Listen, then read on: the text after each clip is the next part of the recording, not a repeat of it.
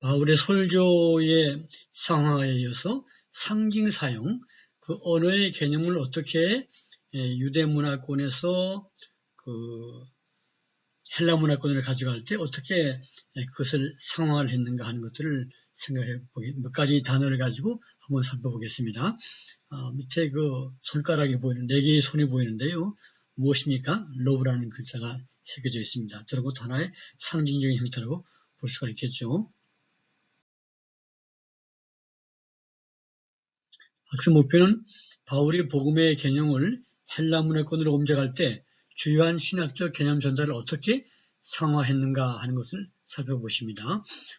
첫째로 헬라의 적절한 새로운 형태를 사용한 케이스가 있고, 그 다음에 의미의 변화, 동일한 형태를 가지고 의미의 변화를 만드는 거, 또 헬라 관습에서 용어를 채용해서 원래 쓰지 않던 용어를 새롭게 만드는 게 있고요. 그 다음에 헬라 세계에서 사용을 자제하는 거. 그러니까 70인정 성경은 헬라어로 쓰여졌거든요. 이미 구약 성경이 70인 성경이 있었지만 그 70인 성경에 나오는 그 단어를 쓰지 않고 새 형태를 채용한 케이스, 이런 것들을 우리가 볼 수가 있습니다. 그런 것들을 한번 살펴보고자 합니다.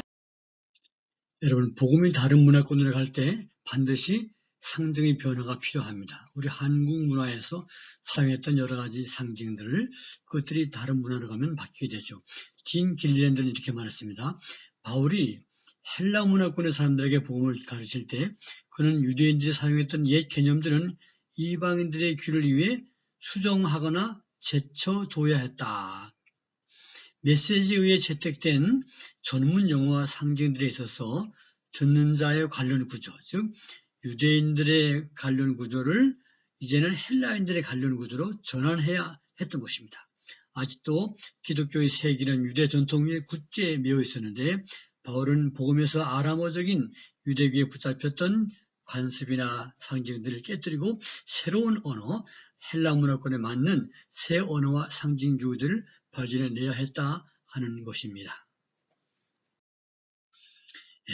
그 가운데서 생각할 것은 은혜라고 하는 것입니다. 카리스, 이거 헬라어하고 히브리어가 자꾸만 깨지고 그래서 이게 직접 썼습니다. 그러다 보니까 이게 좀 불편해서 좀 표현이 잘 안 되는데요. 이해하시기 바랍니다. 우리 그리스도인들이 가장 좋아하는 용어가 이 은혜라고 하는 말이 아닌가 생각이 됩니다. 그런데 이 은혜라고 하는 용어는 예수님께서는 사용하신 적이 없는 단어입니다. 마가, 마태, 요한 1서와 3서에는 나타나지 않고 또 요한복음에서 3번, 누가복음에 4번, 야고보서에 2번, 유다서에 1번, 베드로 후서에서 1번, 요한계시록과 요한 2서에서 인사말만 나타납니다. 빈번하게 사용한 분은 바로 바울인데요. 바울과 관련한 문헌인 사도행전에서 17번을 썼고 바울 서신들에서 고린도 전서에서 8번, 고린도 후서에서 16번, 갈라디아에서 5번, 로마서에서 21번을 사용을 했습니다. 즉, 이 카리스라고 하는 용어를 중추적으로 사용한 사람은 바로 바울이다라는 것입니다. 이스라엘의 언약 사상에서 헤세드라는 말이 나옵니다. 히브리어 헤세드, 이 말은 하나님의 언약적인 사랑, 자기 백성을 향한 큰 사랑, 이게 이제 신약에 와서 이제 은혜를 바뀌는데요. 헤세드란 말을 70인정 헬라어로는 엘레오스라고 번역이 되어 있습니다. 그런데 바울이 그리스도 안에 있는 구속의 은총, 사랑을 표현할 때 엘레오스를 채택하지 않았어요. 70인정에 헤세드의 번역인 70인정에 나오는 엘레오스를 채택하지 않고 대신에 바울이 카리스란 말을 갑자기 택합니다. 그 이유가 뭘까 쭉 생각을 해보겠습니다. 70인정 번역자들은 아마도 헬라어에 이 카리스란 말이 있었지만 그 카리스란 말이 매력, 미관, 아름답단 말이죠. 또 우아하고 쾌감 있고 아량, 자비의 의미를 가지고 있는 상당히 아름다운 말이에요. 심미적이고 감각적인 의미를 가지고 있었는데 그런 면에서 랍비들 70인경을 번역했던 랍비들은 좀 거부 반응을 가져서 사용하지 않았던 것 같습니다. 근데 바울은 반대로 그 카리스라는 말을 썼습니다. 그리스도의 구속 사건을 표현할 때 카리스로 표현한 것입니다. 이는 유대교에 있어서 신적 연민의 감정을 엘리오스로 표현했지만 헬라인들에게는 적절한 표현이 아니었기 때문이 아닌가 이렇게 생각을 합니다. 이렇게 볼 수가 있습니다. TDNT, 그 신약의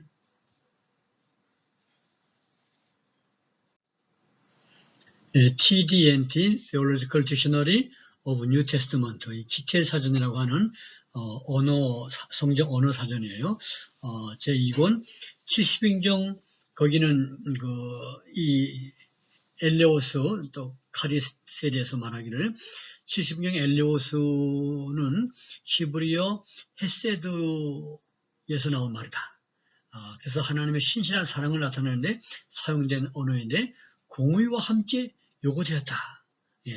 공의와 함께 하나님의 신실한 사랑을 받은 너희들은 또 공의와 함께 이것이 나타나야 된다 하는 의무감이 같이 있었다 하는 것입니다. 그러나 카리스는 헬라어에서 일반적으로 기뻐한다, 즐거워한다는 뜻이고요. 아침 인사로 카라 이렇게 표현했습니다. 신들에 대한 인사와 찬송과 후렴에 끝맺는 용어로 쓰여졌습니다. 물론 이제 헬라 세계에 신들에 대한 찬송이 나온다는 말이에요. 플라톤 철학에서 이 단어는 기쁨, 쾌락을 의미했고 헬레니즘에서는 명사 카라는 종교적 축제의 기쁨을 나타냈습니다. 이 카라는 인간의 구원자에 대한 기다라고 하는 종말론적인 성격을 띄었습니다. 바울은 그리스도의 은총을 표현할 때 이 카리스를 사용했는데 어떤 의미가 있을까 정리해 보겠습니다. 첫째로 의미적인 면에서 70인경에서 사용한 엘리오스가 헬라세계에 부적절했다고 느껴졌을 것이다. 둘째, 헬라세계에서 기쁨을 표현하는 데 사용했던 이 카리스가 그리스도 안에 나타난 풍성한 하나님의 은혜, 구원의 즐거움과 감격이 수반되는 놀라운 선물. 바울은 그걸 강조하려고 했던 것 같아요. 그리스도 안에서 하나님으로부터 그저 부여되는 풍성한 이 선물을 받을 때 우리 너무너무 기쁨과 감격으로 발산되기 때문에 그래서 그 풍성함, 우리로 하여금 감격하지 않을 수 없는 그런 측면을 강조하기 위해서 이 카리스라고 하는 사람이 그 헬라 세계에서 굉장히 자기의 그 기쁨, 아름다움을 표현했던 감각적인 언어를 바울이 썼다라는 생각을 해봅니다. 세 번째로 바울은 카리스에 대해 보다 더 풍성한 의미, 이제 그리스도 안에서 구원이라고 하는 풍성한 의미를 부여했습니다. 그 다음에 자유라고 하는 말입니다. 엘루세리아라고 하는데요. 이 단어 역시 이제 70인경에서 사용되지 않았고요. 어떤 사상적인 개념은 구약에서 희미하게 유래가 됐습니다. 그러나 헬라어에서 채택하고 헬라 세계에서 굉장히 풍성하게 쓰여졌던 단어인데요. 거의 헬라 세계에서 컸던 바울은 구약 성경의 사상이 좀 있다 하더라도 사실상 헬라 세계에서 워낙 광범위하게 많이 빈번하게 쓰여졌던 이 용어를 기꺼이 그리스도 안에서의 구속의 자유, 영적 자유를 표현할 때 이 엘루세리아라고 하는 그들 세계에서 쓰는 용어를 채택했다고 보아집니다. 자유라는 개념은 구약에서는 구속한다, 기업 무른다 할 때 가알, 히브리 가알을 헬라어 70인경에서는 루트론 이렇게 번역했는데요. 이런 표현들 그리고 너를 노예의 집으로부터 이끌어낸다고 할 때 에스하고 이렇게 썼습니다. 또 레위기서 25장에 노예로 팔던 이스라엘 자손들이 신년의 자유를 얻을 걸 가리킬 때 야차 고아웃 밖으로 나간다, 야차 내보낸다, 야차를 썼고요. 70인경에서는 그걸 번역하기를 에제르코마이 이렇게 표현했습니다. 그러니까 이거 구약 성경의 70인 성경 헬라어 번역에서는 엘루세리아라고 하는 단어는 나타나지 않고 다만 그 의미적인 사상적인 면만 다른 형태로서 쓰여졌다고 하는 것입니다. 그리고 엘루세리아는 마카베 전쟁 이후에 정치적 용어로 등장을 합니다. 신약에서 매우 드물게 나타나지만 헬라서에서는 중요한 의미로 빈번하게 사용된 단어다 하는 것입니다. 그럼 어떤 의미로 쓰여졌냐? 헬라서에서는 흔히 정치적 의미로서 자유가 사용되었습니다. 일부 노예 상투와 대조를 통해서 규정해서 쓰여지기도 했습니다. 또 헬라와 로마 세계에서 노예 제도는 사회적 제도로서 받아들여졌고 따라서 자유는 시민들만의 것이었어요. 로마 시민이 아닌 사람들에게는 이 자유란 말을 쓸 수가 없었고 노예로부터 해방되고 시민이 될 때, 시민 될 때 자유란 말을 쓸 수가 있었습니다. 플라톤이나 아리스토텔레스에 있어서는 자유는 국가의 본질적인 요소로 이해가 됐습니다. 가장 훌륭한 국가나 기관은 가장 큰 자유를 보장해 준다. 국가는 자유인의 공동체였다. 그러니까 그 당시 헬라 세계와 그 로마 세계에서 백성들은 바로 자유민들이죠. 그죠? 그 자유민들을 중심으로 된 공동체를 국가로 이해했다는 것을 볼 수가 있고, 거기에는 물론 노예도 많이 있었지만, 어디까지나 우리나라에서도 뭡니까? 한국 시민권을 가진 자들이 한국 사람이잖아요. 물론 이제 한국에 와서 사는 사람들 다 다양한 사람도 있지만, 일단 한국 시민권을 가진 사람들이 가장 중요합니다. 그와 같이 그 당시에도 자유라고 할 때는 자유는 바로 그 나라의 시민권을 가진 그 사람들에게 보장되는 것이었다. 예, 또 법률의 보장 안에 있는 것이었고요. 법률은 폭군이나 다수파의 변동으로부터 자유를 보호해 주었습니다. 또한 자유는 어떤 그 정권으로부터 보호받을 수 있는 자유, 그리고 정권을 엎어서 나 자신이 정권을 차지할 수 있는 자유, 이런 측면에서 정권의 자유로운 교체를 의미하기도 했습니다. 또한 자유는 외부 위적으로부터 보호를 받을 수 있는 그런 자유민들의 특권이기도 했습니다. 그러니까 국가적인 자치권을 가리키는 보편적인 용어로서 국민들에게 가장 기본적인 어떤 그 권리라고 볼 수가 있었습니다. 그런 세계에서 굉장히 자유를 중요시 여겼고, 이 자유민들은 자유를 그들이 누린다고 하는 것은 특권이었고 권리였다 하는 것입니다. 스토아트락에서도 자유는 높이 평가되는데요. 또 견유학파 디오니소스가 유명하죠. 좀 냉소적인 견유학파 학자들은 자유를 가장 중요하게 여겼어요. 그래서 그 알렉산더 대왕이 디오게네스를 찾아와서 뭔가 물어보려고 그러니까 필요한 거 없습니까? 라고 이야기하니까 디오게네스가 폐하 좀 비켜주세요. 그늘이 지니까 햇빛 좀 저기 비켜주세요. 그런 말을 하지 않습니까? 그 얼마나 개인의 자유를 충실해지고 다른 모든 그 황제 같은 사람이 어떤 주는 혜택이라든지 황제의 강제성보다도 자기 개인의 삶을 그렇게 즐겨했던 것을 볼 수가 있습니다. 어떻게 보면 좀 이기적이기도 하죠. 그들에 있어 자유는 정치적인 자유 이상으로 자연과 조화해서 사는 삶이라고 하는 이념을 표현합니다. 또 바울은 70인경의 자유 개념이 아닌 헬라 사상에서 빌어온 이 단어를 통해서 그리스도인의 자유를 표현했던 것입니다.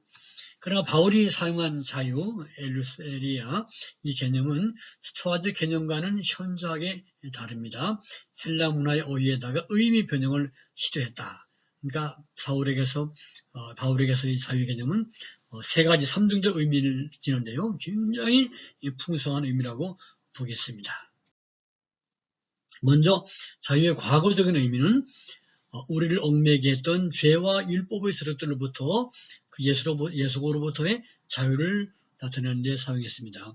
죄를 짓는 자마다 죄의 종이라고 그랬는데 그리스도의 구속으로 그 죄의 종된 상태에서 자유를 얻는 것.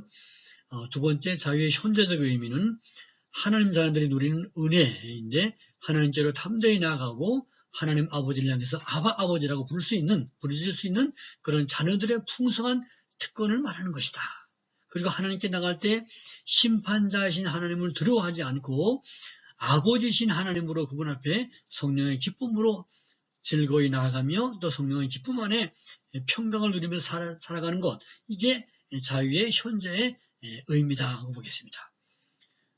고린도후서 3장 10절에 바울은 말하기를 주의 영이 있는 곳에는 자유함이 있느니라 말씀했습니다. 그렇습니다. 영혼의 진정한 자유를까지도 말하는 것이 엘루세리아다라고 말할 수가 있겠습니다. 그 다음에 세 번째는 미래적 의미의 자유가 있는데요. 그리스도인의 마지막 원수로서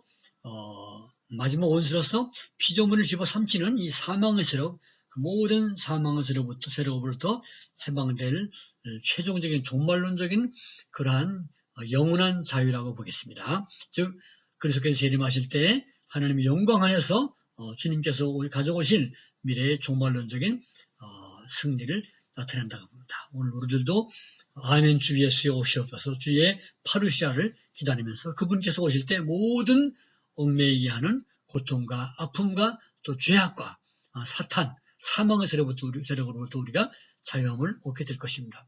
그것을 위해서 바울은 구약적 언약적인 그 자유 개념도 좀 있었지만은 사실상 엘루세리아라고 하는 헬라의 정치적인 자유 개념을 가지고 그래서 예수 안에서 누리는 풍성한 자유를 표현했던 것입니다.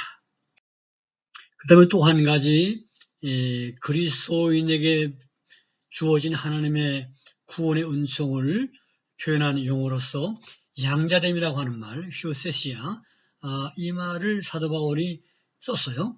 근데 이것은 오직 바울만이 하나님의 자녀로 양자로 받아들여졌음을 의미한 이 단어를 만들어서 사용을 했습니다. 헤르만 리델보스는 이 용어가 헬라 세계의 법에 근거를 둔 것이지만 그 내용은 사실 구약적 배경에서부터 나온 것이라고 지적을 했습니다. 구약의 배경으로 이것은 하나님과 이스라엘 사이에 맺어진 특별한 언약 관계로서 유래가 되고 그 구속의 약속은 신약 교회로 이월되었고 새로운 의미를 받게 되었다, 이렇게 말했습니다. 사실 구약 시대 때 이스라엘은 공식적으로 양자를 삼는 제도가 없었습니다. 그리고 시편 2편에서 여호와께서 너는 내 아들이다 라고 하는 말씀, 예수님에 대한 예언이죠. 그런 말씀이 좀 나와 있고 또 아브라함이 엘리에서를 자기의 아들로 삼겠다고 하는 그런 표현이 좀 있긴 있지만 일반적인 간습은 아니었다라고 합니다. 이것은 바울이 그 헬라와 로마 문화권에서 빈번하게 이루어지는 그 양자 삼는 제도를 가지고 우리 크리스찬이 하나님의 자녀로 받아들여지는 것으로서 이렇게 처음으로 만드는 개념이라고 이렇게 부하십니다. 하나님의 계시에 의해서 당연히 그렇게 되어지겠죠. 그래서 바울은 그리스도인들의 적용해서 몇 차례 사용을 했습니다. 첫째로 하나님께서 그 아들을 보내서 율법 아래 나게 하신 것은 율법 아래에 있는 자들을 속량하셔서 하나님의 양자로 삼기 위함이었다. 즉 그렇게 해서 구속의 성취를 말했습니다. 그래서 예수를 이 땅에 보내셔서 보내신 것은 예수를 믿는 자로 하여금 예수를 버림으로써 독생자를 버림으로써 모든 이 땅에 예수를 믿는 영혼들이 하나님의 자녀가 양자가 되기 위해서 예수님을 보냈다고 하는 거죠. 두 번째로 그리스도인들은 양자됨의 영 성령을 받았으므로 자유함이 있으며 하나님을 아바 아버지라고 부르짖으라고 말씀했습니다.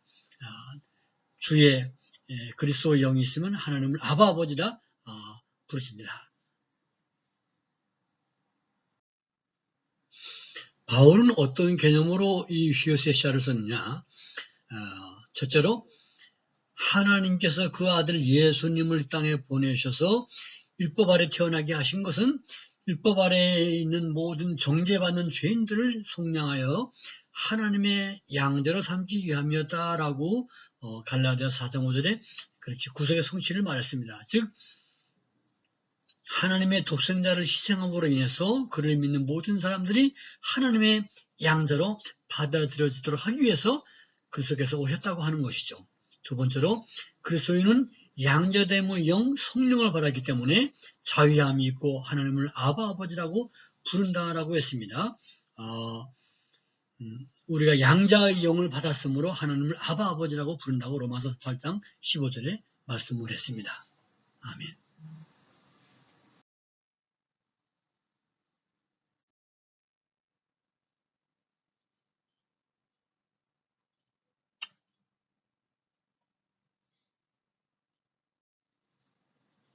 예, 그럼 이 히오세시아 하는 용어는 헬라와 로마색에서 어떻게 써졌냐?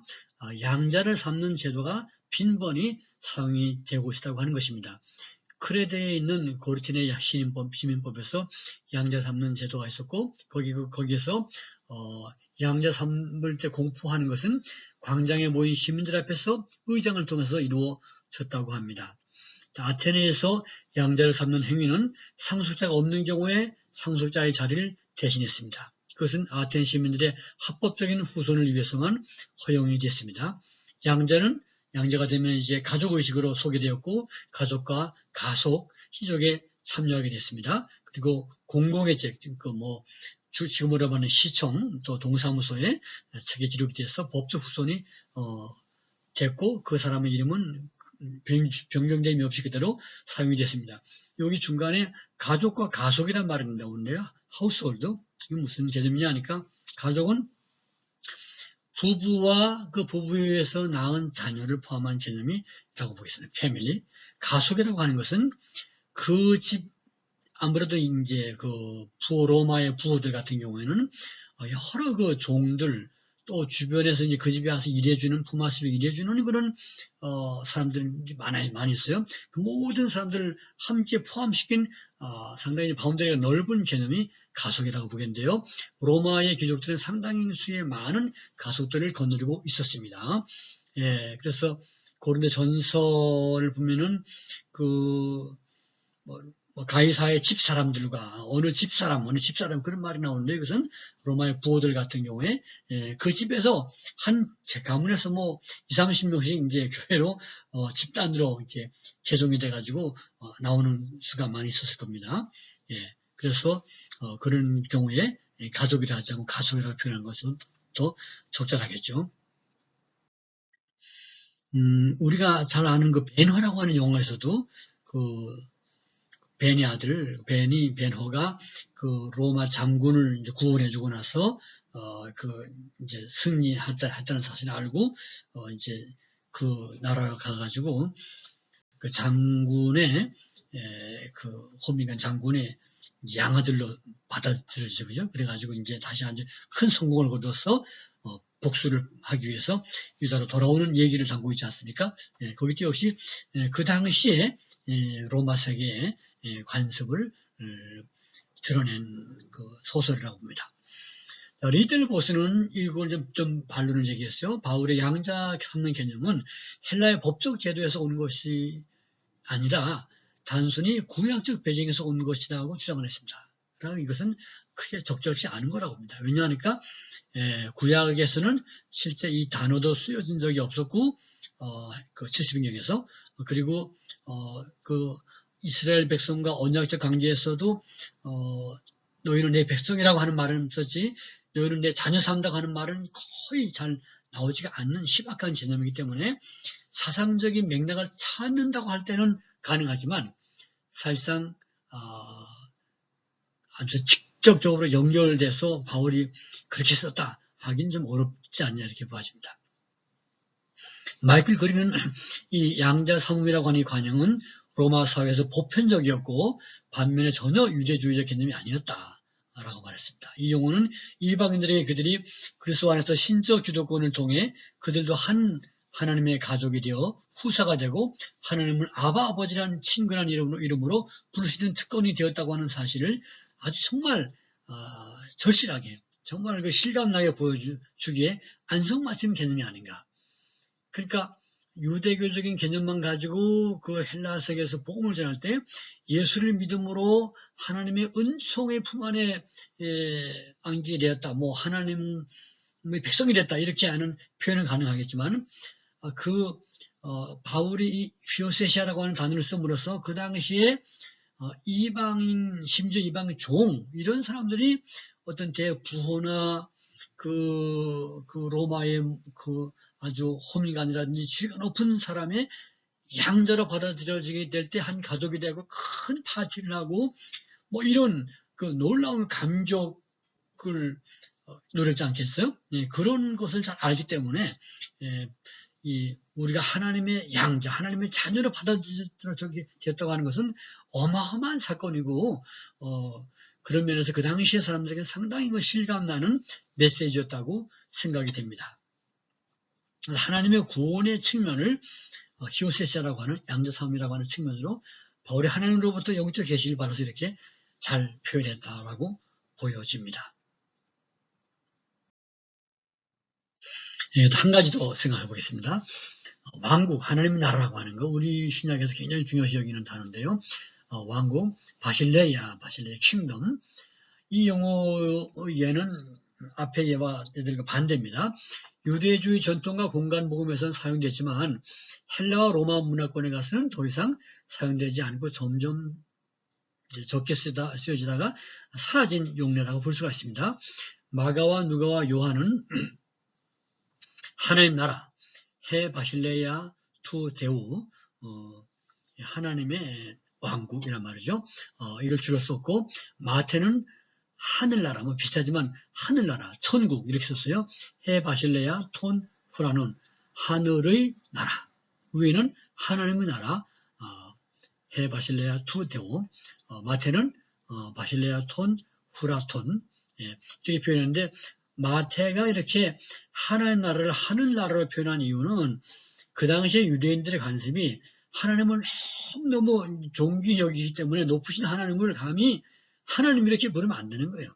그래서 우회적인 표현으로 완곡하게 하늘나라, 하나님이 하신다 그러니까 하늘이 하신다 이렇게 표현한 것입니다. 그래서 하나님은 또 여호와라는 말을 쓰지 않고 대신 완곡하게 표현한 것이다 이렇게 봅니다. 예수님께서는 이 하늘나라 또는 하늘나라 이것을 굉장히 많이 강조하셨습니다. 이것은 유대교적 개념이고 이스라엘에서 선지자들에 의해서 오랫동안 바라오던 종말론적인 희망의 성취입니다. 메시아가 오실 때에 이 하나님 나라를 성취하게 될 것인데 그 예수께서 오심으로 인해서 이것은 이제 성취가 됐다. 그래서 회개하라 하나님 나라가 가까이 가느니라. 예수님 자신이 하나님 나라니까요. 예. 그래서 마태복음에서는 이 용어가 하나님 나라라는 말이 50배가 쓰여졌고 그 나라라고 하는 말만 쓰여진 것은 합치면 나라라고 하는 말만 쓰여진 것은 공가복음에서 100예나 사용이 됐다고 합니다. 됐습니다. 그렇지만 요한복음에서는 단지 2번 쓰였어요. 요한복음은 사도 요한이 헬라 세계의 사람들을 염두에 두고 쓴 거잖아요. 그죠? 예. 그래서 태초에 말씀이 계시더라 이 말씀이 하나님과 함께 계시더니 곧 이 말씀은 하나님이라고 하는 것도 말씀이라고 하는 로고스가 이제 헬라의 영원한 어떤 그 진리의 본체, 영원한 우주의 본체로서의 아르케와 같은 것으로서 이 요한이 로고스를 썼는데요. 역시 헬라 세계에 쓴 편지이기 때문에 그렇게 됐고 그런 면에서 이 헬라 세계에 이 편지를 쓸 때 요한은 단지 2번만 이 바실레야라는 말을 썼다고 하는 거죠. 또 바울서에서는 거의 사용되지 않았다고 하는 겁니다. 그 이유가 뭐냐? 마이클 그린은 이방인의 분위기에서 하나님 나라 특별하게 의미 있는 개념은 아니었다. 더구나 대단히 잘못된 여지가 많았다고 하는 거예요. 예수님 자신도 손수 그 왕국의 도래를 선포하심으로써 죽음까지 맞이하신 것이죠. 예. 그러니까 예수님을 죽이려고 하는 세력들이 로마 총독한테 예수가 자기 왕국을 세우려고 한다. 그렇게 말한 거예요. 가이사를 왕으로 모시는 나라가 아닌 새 왕국을 모시려고 한다. 그러니까 빌라도가 네가 왕이냐 물었잖아요. 그러니까 예수께서 네가 말했느니라 말씀했습니다. 예수님은 왕국 도래를 선포하신 거죠. 그러나 이 지상에서 이거는 로마나 유대의 왕국 같은 왕국이 아니라 하나님의 왕국을 선포하기 위해서 오신 분이죠. 예. 근데 이 바울이 이제 왕성하게 그 바울의 설교를 사람들이 막 듣고 받아들일 때, 데살로니가의 유대인들이, 그 바울 일행을 막 이제 고발하면서, 하는 말이, 서로 치려고 하고 핍박할 때, 가이사의 명을 거역하여 말하되, 다른 임금 곧 예수라는 이가 있다. 그러니까 예수라는 임금을 추대하는 로마의 반역자라고 이렇게 공격한 거예요. 그래서 그 당시 로마 제국 산하에서 이런 움직임은 굉장히 위험한 것이고, 정치적으로 오해를 받기가 쉬웠던 것이죠. 그래서 이 로마 제국 하에서 이 바실레이아 왕국, 하나님 나라라고 하는 왕국이라고 하는 개념은 그런 용어가 점점 적게 사용되게 되고, 그 대신에 구원, 또 생명, 조회, 생명, 이런 다른 용어로 또 하나님과 한목한다, 이런 용어들로 대치가 되게 됩니다. 자, 정리해 보겠습니다. 바울은 시시명령에 있는 단어를 그대로 사용하지 않고 은혜, 자유, 양자됨 등의 단어를 헬라 문화권에서 정서와 헬라의 제도를 통해서 채택하고 기독교의 고유한 의미를 부과했습니다. 또 하나님 나라, 킹덤 오브 갓, 하나님 나라와 같은 중요한 용어도 그 로마 제국에서의 관리들의 그 오해를 사지 않기 위해서 그 사용을 중단하고 또 자제하고, 다른 용어, 중생이라든지 구속이라든지 또 조회, 생명, 이런 용어들로 대체가 됐다 하는 것입니다. 자, 그렇다고 한다면 우리가 다른 문화권으로 나가서 복음을 전할 때 그 용어에 그 나라 그 문화에 맞는 용어를 채택하기 위해서 현지 전 제도와 그 문화적 감정이 살린, 그 감성이 살린 그런 용어를 채택하기 위해서 상당히 주의를 기울여야 되고, 이건 쉽게 되는 것이 아니에요. 쉽게. 그래서 성경 번역을 한 번만에 다 끝낼 수 없고, 한 번 했다 하더라도 그 다음에 또 개정하고 가장 적절한 용어를 사용하기 위해서 성경 번역의 그 개정 같은 것이 상당히 필요하다고 보겠습니다. 그래서 이 용어의 채용을 위해서 융통성과 창조성이 발휘되어야 되는데, 바울은 헬라 세계에서부터 어릴 때부터 살았고, 그리고 굉장한 창조성이 뛰어나기 때문에 유대교의 개념 속에 갇혀 있었던 그것을 헬라 세계에 가져가면서 적절하게 잘 표현을 하고, 어떤 것은 피하고 어떤 것은 새롭게 개발하고, 어떤 것은 그 용어에 새로운 의미를 많이 부여하고, 그렇게 해서 적절하게 변형시켰다. 그런 점에서 바울은 이 용어의 성화를 상당히 잘했다, 이렇게 평가할 수가 있겠습니다. 우리들도 선교제 갈 때 한국에서 사용된 용어를 바로 지적하는 것은 바람직하지 않고, 그런 면에서 신임 선교사가 들어가자마자 너무 성급하게 신학교를 운영하고 가르치는 일을 하고 밀어붙이는 식의 선교는 좀 조급한 것이다.